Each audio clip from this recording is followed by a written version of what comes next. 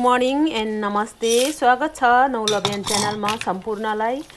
आज म तपाईहरुको माझमा पानीपुरीलाई गराईमा ल्याएर हामी आफैले सफासँग कसरी बनाएर खान सकिन्छ भन्ने एउटा पानीपुरी रेसिपी लिएर तपाईहरुको माझमा उपस्थित भइसकेको छु।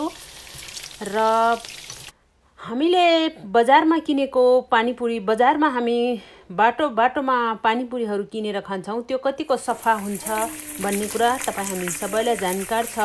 र त्यसमा हामीले आफ्नो स्वास्थ्यको लागि ख्याल गर्दै र सफासँगले यो कच्चा पदार्थ घरैमा ल्याएर त्यसलाई तेलमा तारेर यसरी पानीपुरी बनाएर मज्जाले मरुन्जेल खान सकिन्छ भन्ने जानकारी म यो भिडियो मार्फत दिन चाहन्छु। भिडियोलाई अन्तिमसम्म हेरेर साथ दिनुहोला र तपाईहरुलाई मन पर्यो भने सम्पूर्ण साथीभाइ माझ पनि शेयर गर्नुहोला र एक लाइक एक कमेन्ट पनि छोड्दिनु होला।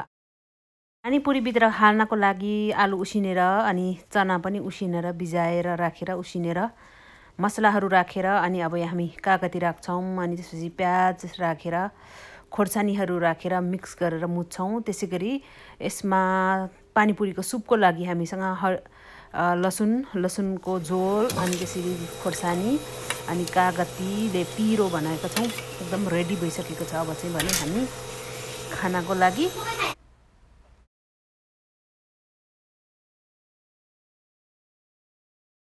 तिमीलाई जे पनि चाहिन्छ हो खाँदे यहाँ प्लेट खाँदै गर्नु नि तपाई।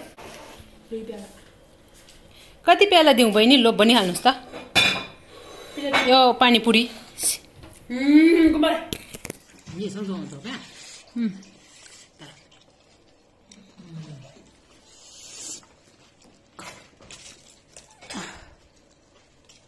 भिडियो नै एकदम आएछ, एकदम नजिकमा पो देखाउँछ।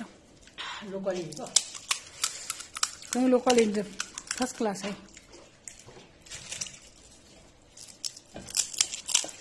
सुपले खानु पर्छ। खाना होइन हुन्छ।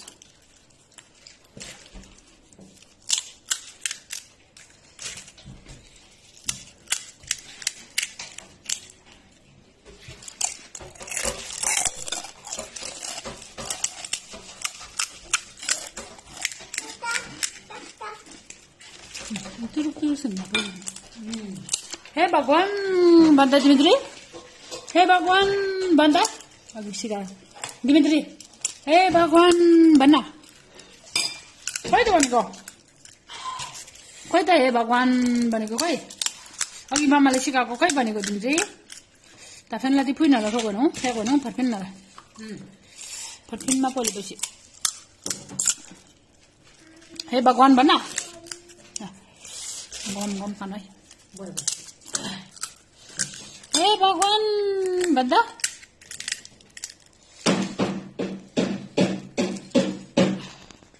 त्यो एकचोटि खानु, त्यो एउटा चाहिँ खानु।